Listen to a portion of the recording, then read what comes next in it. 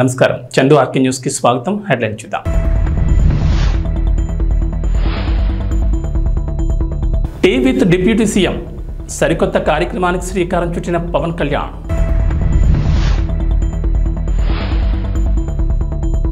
Phone tapping కేసుతో తనకు ఎటువంటి సంబంధం లేదంటున్న ఎస్ఐబి మాజీ చీఫ్ ప్రభాకర్ రావు.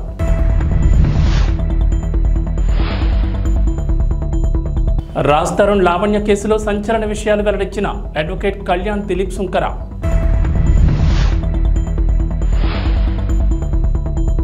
తెలంగాణకు రెయిన్ అలర్ట్, పలు జిల్లాల్లో భారీ వర్షాలు. ఆంధ్రప్రదేశ్ డిప్యూటీ సీఎం పవన్ కళ్యాణ్ సరికొత్త కార్యక్రమానికి శ్రీకారం చుట్టారు. ఆంధ్రప్రదేశ్లో ఉన్న జూలను అంతర్జాతీయ స్థాయి ప్రమాణాలతో అభివృద్ధి చేయాలనే ఉద్దేశంతో సరికొత్తగా టీ విత్ డిప్యూటీ సీఎం కార్యక్రమం నిర్వహించారు. జూలను అభివృద్ధి చేయడంలో కార్పొరేట్ సంస్థలను సైతం భాగస్వామ్యం చేసేందుకు చర్చలు జరిపారు. కార్పొరేట్ సంస్థలను ఆకర్షించేందుకు టీ విత్ డిప్యూటీ సీఎం అనే వినూత్న కార్యక్రమాన్ని తీసుకొచ్చారు. జూ పార్కులను అంతర్జాతీయ ప్రమాణాలతో అభివృద్ధి చేయాలని zoo park authority of Andhra Pradesh 14వ గవర్నింగ్ బాడీ సమావేశంలో అటవీ శాఖ అధికారులకు సూచించారు.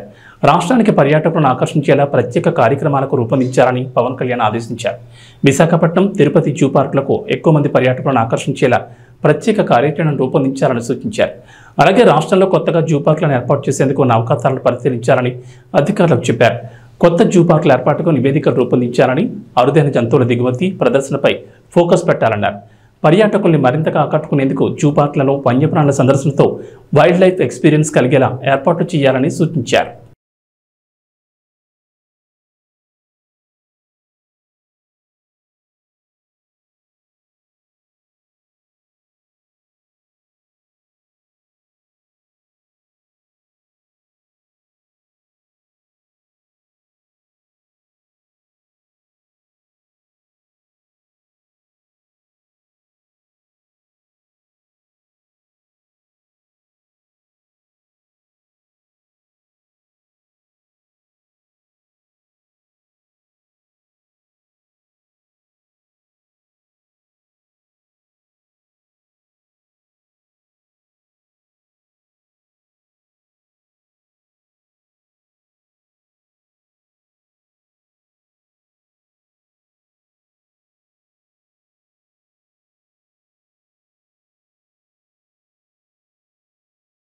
ఆంధ్రప్రదేశ్ రాజధాని అమరావతికి కేంద్రం ఇటీవలే గుడ్ న్యూస్ చెప్పింది. అమరావతికి కీలకమైన నేషనల్ హైవే ప్రాజెక్టులు చేపట్టేందుకు కేంద్రం గ్రీన్ సిగ్నల్ ఇచ్చిన సంగతి తెలిసిందే. కానీ తాజాగా ఎన్హెచ్ఏఐ రహదారుల ప్రాధికార సంస్థ తీసుకున్న నిర్ణయం అందుకు విరుద్ధంగా ఉంది. అమరావతి కేంద్రంగా ఇంతకాలం ఉన్న పిఐయును మూసివేయడం ఆందోళన కలిగిస్తోంది. అమరావతిలో ఉన్న పిఐయును విజయవాడ పిఐయులో విలీనం చేస్తూ నిర్ణయం తీసుకున్నారు. గతంలో టీడీపీ ప్రభుత్వం హయాంలో 2014లో రాజధానిగా అమరావతి ఖరారు చేసిన తర్వాత 189 కిలోమీటర్లు ఔటర్ రింగ్ రోడ్డుకు అప్పటి ముఖ్యమంత్రి చంద్రబాబు ప్రతిపాదన చేశారు. కేంద్రం నుంచి ఆమోదం రాగా అలైన్మెంట్ కూడా ఖరారు చేశారు. డిపిఆర్కు సంబంధించి కూడా వేగంగా జరిగేలా అమరావతి కేంద్రంగా ప్రాజెక్ట్ యూనిట్ కార్యాలయాన్ని మంగళగిరిలో ఏర్పాటు చేశారు. ప్రధానంగా అనంతపురం నుంచి అమరావతికి నిర్మించాలనుకున్న access control greenfield expressway డిపిఆర్ల రూపకల్పనను ఈ యూనిట్కి అప్పగించారు. ఈ హైవేకు సంబంధించి ప్రాజెక్ట్ డైరెక్టర్ను కూడా నియమించారు.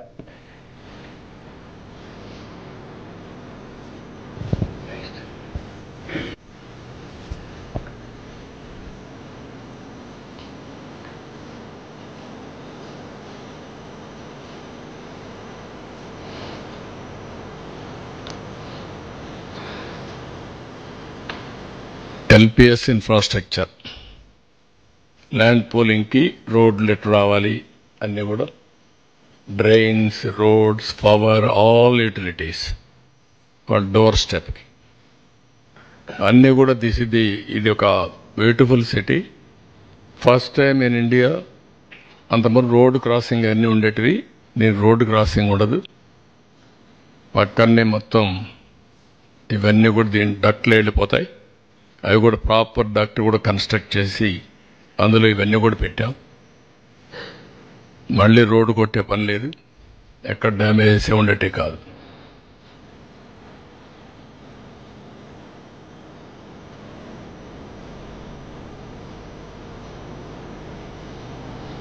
ఓకే.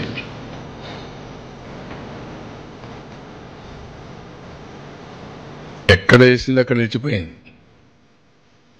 19లో ఎక్కడుందో అక్కడ నిలిచిపోయింది. అవసరం తోకొని వెళ్ళిపోయారు. డ్యామేజ్ చేశారు, డిస్ట్రాయ్ చేశారు.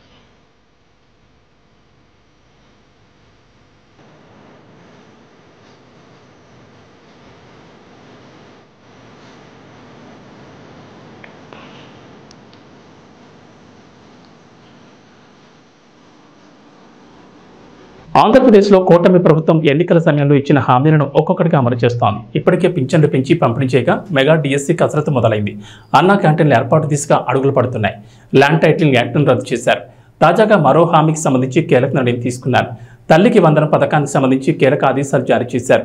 అలాగే విద్యార్థులకు అందజేసే స్టూడెంట్ కిట్కు సంబంధించి కూడా క్లారిటీ ఇచ్చారు. కొత్త ప్రభుత్వంలో పథకాల పేర్లు మారడంతో ఈ మేరకు పాఠశాల విద్యాశాఖ కార్యదర్శి కోన శశిధర్ ఉత్తర్వులు జారీ చేశారు. చంద్రబాబు సర్కార్ 1వ తరగతి నుంచి ఇంటర్మీడియట్ వరకు చదివే విద్యార్థులకు అమ్మకు వందనం పేరుతో ఏడాదికి 15,000 ఆర్థిక సహాయం అందించాలని నిర్ణయించింది. అలాగే స్టూడెంట్ కిట్ ఇప్పటికే పంపిణీ చేసిన సంగతి తెలిసిందే. అయితే తల్లికి వందనం, స్టూడెంట్ కిట్ పథకాలకు సంబంధించి తప్పనిసరిగా ఆధార్ కలిగి ఉండాలని ప్రభుత్వం సూచించింది. ఒకవేళ ఎవరికైనా ఆధార్ కార్డు లేకపోతే వెంటనే దరఖాస్తు చేసుకోవాలని ప్రభుత్వం ఉత్తర్వుల్లో సూచించింది. విద్యాశాఖ ద్వారా ఆధార్ నమోదు చేసుకునేందుకు అవకాశం కల్పించాలని సూచించారు. అదే మరిగా అన్ని మోసాలు చేశాడు ఇతను. అమ్మఒడి ఒక బూటకం. ఏం చెప్పాడు ఆ రోజు? అందరికి ఇస్తానన్నాడు. మోసం చేశాడా లేదా? అందరి బిడ్డలకి ఇవ్వడం లేదు కదా. అందుకే నేను ఆలోచించాను, తల్లికి వందనం, తల్లికి వందనం నేనే ప్రారంభించాను. ఆడబిడ్డలు శాశ్వతంగా, మగబిడ్డలు కానీ ఆడబిడ్డలు కానీ బిడ్డలు తల్లులని గౌరవించాలనే ఉద్దేశంతో తల్లికి వందనం తీసుకొచ్చాను. ఈరోజు హామీ ఇస్తున్నాను, తల్లికి వందనం కింద సంవత్సరానికి ప్రతి ఒక్క బిడ్డకి 15,000 రూపాయలు ఇచ్చే బాధ్యత నాది. ఒక్కరి నిబంధన లేదు. ఇద్దరుంటే ఇద్దరికి ఇస్తా, ముగ్గురుంటే ముగ్గురికి ఇస్తా, నలుగురుంటే నలుగురికి ఇస్తా.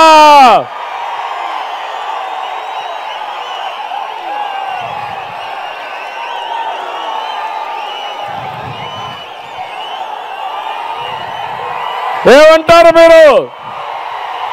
బాగుందా లేదా?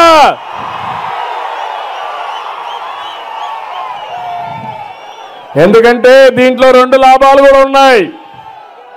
ఆంధ్రప్రదేశ్లో ఒకప్పుడు నేనే కుటుంబ నియంత్రణ తీసుకొచ్చా. జనాభా తగ్గిపోతా ఉంది. మళ్ళా యువత రావాలి, పిల్లలు కూడా పుట్టాలి. అందుకే ఎంతమంది పిల్లలున్నా అందరికి తల్లికి వందనం కింద 15,000 ఇచ్చి మిమ్మల్ని ప్రోత్సహించే బాధ్యత, వాళ్ళని బాగా చదివించి దేశానికి ఒక సంపద చేసే బాధ్యత తెలుగుదేశం పార్టీ తీసుకుంటాం. ఫోన్ ట్యాపింగ్ కేసు తెలంగాణలో సంచలనం సృష్టించిన సంగతి తెలిసిందే. గత ప్రభుత్వ హయాంలో అనధికారికంగా స్పెషల్ ఇంటెలిజెన్స్ బ్యూరో అధికారులు, ప్రతిపక్ష పార్టీల నేతలు, పలువురు వ్యాపారులు, కీలక వ్యక్తుల ఫోన్లు ట్యాంపరింగ్ చేశారనే ఆరోపణలున్నాయి. ఈ కేసులో ఇప్పటికే పలువురు పోలీసు ఉన్నతాధికారులు, మాజీ అధికారులు అరెస్ట్ అయి చెంచల్గూడ జైల్లో రిమాండ్ ఖైదీలుగా ఉన్నారు. ఇక ఫోన్ ట్యాపింగ్ వ్యవహారంలో ఎస్ఐబి మాజీ చీఫ్ ప్రభాకర్ రావు ప్రధానంగా ఆరోపణలు ఎదుర్కొంటున్నారు. కాంగ్రెస్ అధికారంలోకి రాగానే ఆయన దేశం వదిలి అమెరికాకు వెళ్లిపోయారు. కేసులో ఆయనే ప్రధాన నిందితుడిగా తీవ్ర ఆరోపణలు ఎదుర్కొంటున్నారు. ఈ నేపథ్యంలో ఆయన అమెరికా నుంచి పోలీసులకు రాసిన లేఖ ఆలస్యంగా వెలుగులోకి వచ్చింది. జూన్ 23న ప్రభాకర్ రావు జూబ్లీహిల్స్ పోలీసులకు లేఖ రాశారు. ఫోన్ ట్యాపింగ్ కేసుతో తనకు ఎటువంటి సంబంధం లేదని ఆ లేఖలో వెల్లడించారు. జూన్ 26న తాను ఇండియాకు తిరిగి రావాల్సిందని, ఆరోగ్యం బాగోలేక యుఎస్లోనే ఉండిపోవాల్సి వచ్చిందన్నారు. తాను క్యాన్సర్, గుండె సంబంధిత వ్యాధులతో బాధపడుతున్నానని, అమెరికా డాక్టర్ల సూచనతో అక్కడే చికిత్స పొందుతున్నట్లు వెల్లడించారు. హైదరాబాద్ మహానగరంగా వేగంగా విస్తరిస్తోంది. అదే సమయంలో నగరవాసులు తీవ్ర ట్రాఫిక్ సమస్యలు ఎదుర్కొంటున్నారు. రద్దీగా ఉండే రోడ్లతో వాహనదారులు ఇబ్బందులు పడుతున్నారు. ట్రాఫిక్ రద్దీని నియంత్రించేందుకు ప్రభుత్వం ఇప్పటికే నగరంలోని పలు ప్రాంతాల్లో ఫ్లైఓవర్లు, అండర్ పాస్లు నిర్మించింది. మరికొన్ని ప్రాంతాల్లోనూ కొత్తగా ఫ్లైఓవర్ల నిర్మాణానికి సిద్ధమైంది. ఇక నగరవాసులకు సుఖవంతమైన, వేగవంతమైన ప్రయాణాన్ని అందించేందుకు నగర మూలల వరకు మెట్రో విస్తరించాలని ప్రభుత్వం ప్లాన్ చేస్తోంది.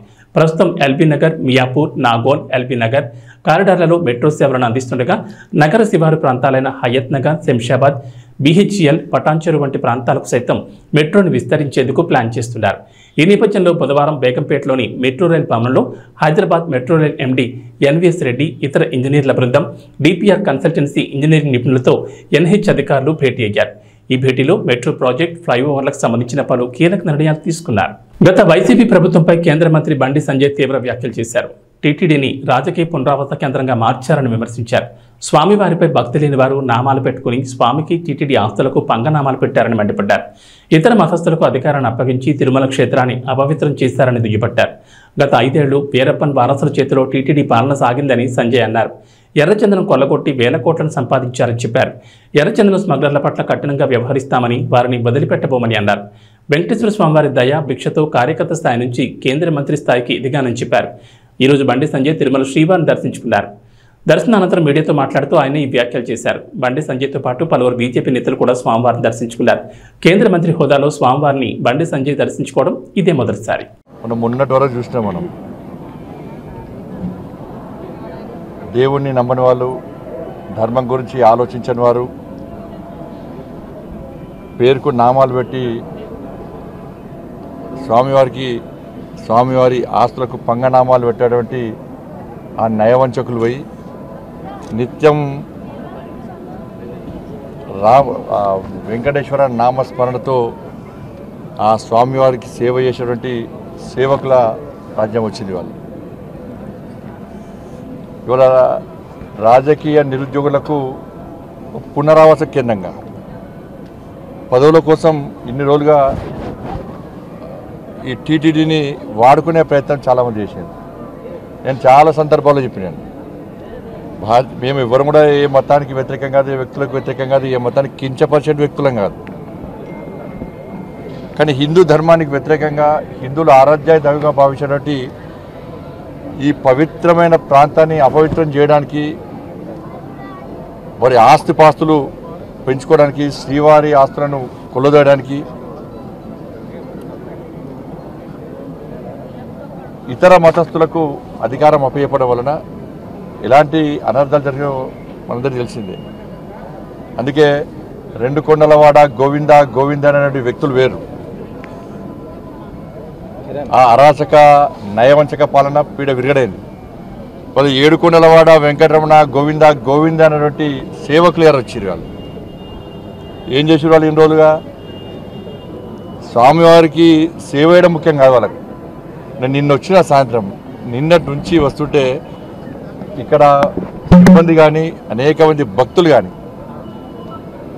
ఇక్కడ గత పాలకులు, గత కమిటీ నిర్వాహకులు చేసినటువంటి నిర్వాహకం గురించి చెప్తా ఉన్నారు. అక్రమ దందా, లంగ దందా, లఫంగ దందా, దొంగ దందాలు చేసి వాళ్ళ స్వామివారి ఆస్తిని, జాతీయ సంపదను కొల్లగొట్టే ప్రయత్నం చేశారు. వాళ్ళ ఎర్రచందనం వీళ్ళంతా వీరప్పన్ వారసులు. అంతా కూడా వీరప్పన్ వారసుల చేతిలో మొన్నటి వరకు కూడా టీటీడీ ఉండే. స్వామివారి పవర్ ఎంతో తెలుసు, స్వామివారి శక్తి ఎంతో తెలుసు. సరే 10 సంవత్సరాలు వాళ్ళు ఆడింది ఆట, పాడిందే పాట కావచ్చు. ఇవాళ ఏమైంది పరిస్థితి? స్వామివారి జోలు పోతే ఏమైంది పరిస్థితి? కాబట్టి ఎర్రచందనం పేరుతోని దొంగదందా చేస్తూ వేల కోట్ల రూపాయలు స్వామివారి ఆస్తిని, జాతీయ సంపదను దోచుకుంటూ వాళ్ళే ఇవాళ రాజకీయాలను శాసించే స్థాయికి వచ్చారు. రాజకీయ నాయకులను వాళ్ళ గుప్పిట్లో పెట్టుకొని ఎన్నికల్లో గెలవాలన్నా, ఎన్నికల్లో ఖర్చు పెట్టాలన్నా, పార్టీలు నడవాలన్నా, చివరకు ప్రభుత్వాన్ని కూడా అప్పులు ఇచ్చే స్థాయికి వచ్చినంటే ఇంతకన్నా దుర్మార్గం, ఇంత సిగ్గుచేటి కూడా కాదన్న విషయాన్ని మనం గుర్తుంచుకోవాలి.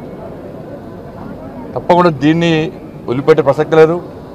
గతంలో విషయంలో చంద్రబాబు నాయుడు గారు మాట్లాడారు, పవన్ కళ్యాణ్ గారు మాట్లాడారు, మా భానుప్రకాష్ గారు, వీళ్ళందరూ కూడా ఈ విషయంలో చాలా సందర్భాల్లో ఫైట్ చేశారు. కానీ వాళ్ళ ఆలోచన ఏంది? ఉన్నన్ని రోజులు ఈ ఎర్రచందనం పేరుతో మొత్తం దోచుకోవాలి, శ్రీవారి సంపదను దోచుకోవాలి, మేము కోటీశ్వరుగా మారాలని చెప్పి ఒక దురాలోచనతో వాళ్ళు ఇన్ని రోజులు ఇక్కడ నిత్యం పాలన కొనసాగించారు. కాబట్టి దాన్ని వదిలిపెట్టే ప్రసక్తి లేదు. పూర్తిగా ఈ విషయాన్ని మా కేంద్ర హోంశాఖ మంత్రులు అమిత్ షా గారు తీసుకొస్తాం. తప్పకుండా దీన్ని నివేదికలు తెప్పించుకుంటాం. ఎర్రచందనం స్మగ్లింగ్ పేరుతోని స్వామివారి సంపదను, జాతీయ సంపదను ఎవరైతే దోచుకున్నారో, అక్రమ దందా చేశారో ఆ మూర్ఖులను వదిలిపెట్టే ప్రసక్తి లేదు. మా మీద ఏ రాజకీయ ఒత్తిడి ఉండదు. రాజకీయ ఒత్తిడిలకు భయపడేటువంటి వ్యక్తులం కాదు. మేము ప్రజా సంపదను, శ్రీవారి సంపదను, జాతీయ సంపదను కాపాడే వ్యక్తులం. ఇన్ని రోజులు మీరు ఆడింది ఆటపాడు, ఇక్కడి నుంచి జరిగే ప్రసక్తి లేదు. వాళ్ళని వదిలిపెట్టే ప్రసక్తి లేదు. రాచకొండ పోలీస్ కమిషనర్ గా సుధీర్ బాబు నియమితులయ్యారు. బుధవారం ప్రభుత్వం ఉత్తర్వులు జారీ చేసిన వెంటనే ఆయన నేరెడ్మెట్ సిపి ఆఫీసులో బాధ్యతలు స్వీకరించారు. గతంలో రాచకొండ సిపిగా సుధీర్ బాబు అసెంబ్లీ ఎన్నికల టైంలో ఇక్కడి నుంచి బదిలీ అయ్యారు. బుధవారం రాష్ట్ర ప్రభుత్వం చేపట్టిన బదిలీలో భాగంగా తిరిగి రాచకొండకు వచ్చారు. ఇప్పటి వరకు రాచకొండ సిపిగా ఉన్న డాక్టర్ తరుణ్ చూసి ఏసీబీ డైరెక్టర్ గా బదిలీ అయ్యారు.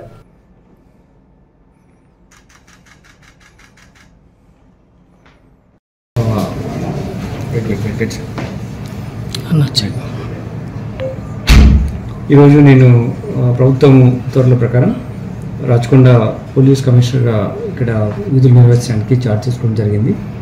దీనికి నేను ముఖ్యమంత్రి గారికి, ప్రభుత్వానికి, మా పోలీస్ ఉన్నతాధికారులకు నేను కృతజ్ఞత తెలియజేస్తున్నాను. టెక్నికల్ గ్రౌండ్స్లో ట్రాన్స్ఫర్ అయినప్పుడు మళ్ళీ నాకు ఇదే పోస్టింగ్ రీపోస్ట్ చేయడం ఒక ఉన్నతమైనటువంటి బాధ్యత నా మీద మా పోలీసు ఉన్నతాధికారులు, ప్రభుత్వం నిలబెట్టింది. వాళ్ళ నమ్మకాలకు తగ్గట్టుగా పనిచేస్తూ నాతో ఉన్న అధికారులతో టీం వర్క్గా ముందుకెళ్తూ బెటర్ సర్వీస్ అందిస్తూ ఏవైతే మన పోలీస్ డిపార్ట్మెంట్ ఉన్నటువంటి గోల్స్ ఏమున్నాయో, అలాగే ముఖ్యమంత్రి గారు ఏ మార్గంలో పోలీస్ డిపార్ట్మెంట్ ఫంక్షన్ చేయాలి అనేటువంటి నిర్దేశాలు మాకున్నాయి. దాని ప్రకారం డ్యూటీస్ నిర్వర్తిస్తూ బెటర్ సర్వీస్ డెలివరీ చేసే విధంగా టీం వర్క్తో మేము ముందుకెళ్తాం. ఇది మళ్ళీ మా వాళ్ళందరితో ఒకసారి మాట్లాడి మీకు మేము చేసేటువంటి యాక్టివిటీస్ పోలీస్ పర్స్పెక్టివ్లో, లా అండ్ ఆర్డర్ పర్స్పెక్టివ్లో ఏముంటాం, మేము ఇంటరాక్షన్లో ఉంటాం. ఇది కంటిన్యూస్ ఇంటరాక్షన్ ప్రాసెస్. ప్రస్తుతానికి since you have come requesting for this telling once again I'm thankful to the government, thankful to the honourable chief minister sir and the police leadership for నాకు ఇటువంటి అవకాశం మళ్ళీ ఇచ్చినందుకు, నేను ఆ నమ్మకాన్ని నిలిపినందుకు తప్పకుండా నా విద్యుత్ ధర్మంని చట్టపరంగా, న్యాయపరంగా నిర్వర్తిస్తూ ప్రజలకు శాంతి భద్రత పరిరక్షణలో పూర్తిగా అంకితభావంతో పనిచేస్తామని తెలియజేస్తున్నాను. థ్యాంక్స్. నటుడు రాజ్ తరుణ్ లావణ్య ఎపిసోడ్లో రోజుకో ట్విస్ట్ బయటకు వస్తోంది. రాజ్ తరుణ్పై మొదటిసారి ఫిర్యాదు చేసినప్పుడు ఆధారాలు ఇవ్వలేదు. రెండోసారి ఆధారాలు ఇవ్వడంతో నార్సింగ్ పోలీసులు కేసు నమోదు చేశారు. హీరోయిన్ మాల్వితో రాజ్ తరుణ్ ఉంటూ తనను మోసం చేశాడని ఫిర్యాదులో పేర్కొంది. రాజ్ కుమార్ సోదరుడిపై కూడా ఆమె ఫిర్యాదు చేసింది. సోదరుడు తనను పలుమార్లు బెదిరించినట్లు తన ఫిర్యాదులో పేర్కొంది. మరోవైపు మాల్వి రాయదుర్గం పోలీసులకు ఫిర్యాదు చేశారు. తనను తన తమ్ముడిని లావణ్య బెదిరిస్తున్నారని, ఆమెపై చర్యలు తీసుకోవాలని కోరారు. లావణ్యపై గతంలో సైబరాబాద్ షీ టీమ్ కూడా ఫిర్యాదు చేశారు. రాజ్ తరుణ్ 10 ఏళ్లుగా తనతో కాపురం చేస్తున్నట్లు పోలీసులకు ఇచ్చిన ఫిర్యాదులో లావణ్య పేర్కొన్నారు. తనకు కొన్నాళ్ల క్రితం అబార్షన్ చేయించినట్లు చెప్పారు. తాను అన్విక పేరుతో రాజ్ తరుణ్తో కలిసి ఉన్నట్లు చెప్పారు. అన్విక పేరుతో ఇద్దరం కలిసి విదేశాలకు కూడా వెళ్లామన్నారు. మాల్వి వచ్చిన తర్వాత రాజ్ తరుణ్ తనను దూరం పెట్టారని లావణ్య ఆరోపించారు. మాల్వి కోసం అతను ముంబై వెళ్లాడని, దీన్ని తాను ప్రశ్నించానని, నాటి నుంచి తనను దూరం పెట్టారని ఫిర్యాదులో పేర్కొన్నారు. లావణ్య ఫిర్యాదును ఆధారాలతో స్వీకరించిన పోలీసులు కేసు నమోదు చేశారు. జింబాబ్వేతో నిన్న జరిగిన 3వ టీ20లో విజయం సాధించిన భారత జట్టు 2-1తో సిరీస్లో ముందంజ వేసింది. ఈ విజయంతో ఓ ఘనమైన రికార్డును తన ఖాతాలో వేసుకుంది. అంతర్జాతీయ టీ20లో ఏకంగా 150 మ్యాచ్లు గెలిచిన ఏకైక జట్టుగా అవతరించింది. భారత్ తర్వాత పాకిస్తాన్ 142 విజయాలతో 2వ స్థానంలో ఉండగా, న్యూజిలాండ్ 111, ఆస్ట్రేలియా 105, సౌత్ ఆఫ్రికా 104తో వరుసగా ఆ తర్వాతి స్థానాల్లో ఉన్నాయి. హరారే స్పోర్ట్స్ క్లబ్లో నిన్న జరిగిన 3వ టీ20లో భారత జట్టు 23 పరుగుల తేడాతో విజయం సాధించింది. కెప్టెన్ శుభ్మన్ గిల్ 66 పరుగులతో అదరగొట్టగా, గత match century hero Abhishek Sharma 10 పరుగులు మాత్రమే చేశాడు. జైస్వాల్ 36, గైక్వాడ్ 49 పరుగులు చేయడంతో భారత జట్టు 182 పరుగులు చేసింది. అనంతరం 183 పరుగుల లక్ష్యంతో బ్యాటింగ్ ప్రారంభించిన జింబాబ్వే 159 పరుగులు మాత్రమే చేసి ఓటమి పాలైంది. 5 మ్యాచ్ల సిరీస్లో భాగంగా చివరి 2 మ్యాచ్ల్లో ఈ నెల 13, 14 జరగనున్నాయి. ఇక వాతావరణ విషయానికి వస్తే తెలంగాణ ప్రజలకు హైదరాబాద్ వాతావరణ కేంద్రం అధికారులు చల్లని కబురు చెప్పారు. ఇవాళ రాష్ట్రంలోని పలు జిల్లాల్లో వర్షాలు కురుస్తాయన్నారు. నైరుతి రుతుపవనాలు బలపడడం, బంగాళాఖాతంలో ఏర్పడిన ద్రోణి ప్రభావంతో వర్షాలు పడే ఛాన్స్ ఉందని చెప్పారు. ప్రస్తుతం పశ్చిమ మధ్య బంగాళాఖాతంలో దక్షిణ ఏపీ తీరం వెంబడి ఉపరితల ఆవర్తనం ఏర్పడిందని చెప్పారు. అది సగటు సముద్ర మట్టానికి 3.1 నుంచి 7.6 కిలోమీటర్ల ఎత్తులో ఉన్నట్లు అధికారులు తెలిపారు. దీని ప్రభావంతో నేడు నిర్మల్, నిజామాబాద్, జగిత్యాల, ఆదిలాబాద్, కొమరంభీం, ఆసిఫాబాద్, మంచిర్యాల, జయశంకర్, భూపాలపల్లి, వికారాబాద్, సంగారెడ్డి, మెదక్, కామారెడ్డి, ములుగు, భద్రాద్రి కొత్తగూడెం జిల్లాల్లో భారీ వర్షాలు కురిసే ఛాన్స్ ఉందని చెప్పారు. గంటకు 30 నుంచి 40 కిలోమీటర్ల వేగంతో బలమైన ఈదురుగాలులు వీస్తాయన్నారు. ఈదురుగాలులకు తోడు ఉరుములు, మెరుపులతో కూడిన వర్షం కురిసే అవకాశం ఉందన్నారు. పలు చోట్ల పిడుగులు పడే ఛాన్స్ ఉందని, అప్రమత్తంగా ఉండాలని ప్రజలకు సూచించారు. అవసరమైతేనే బయటకు వెళ్లాలని, పిడుగుపాట్లకు గురయ్యే అవకాశం ఉన్నందున చెట్ల కింద ఉండొద్దని వాతావరణ శాఖ అధికారులు హెచ్చరించారు. ఏబీ బులెటిన్ విశేషాలు. నమస్కారం.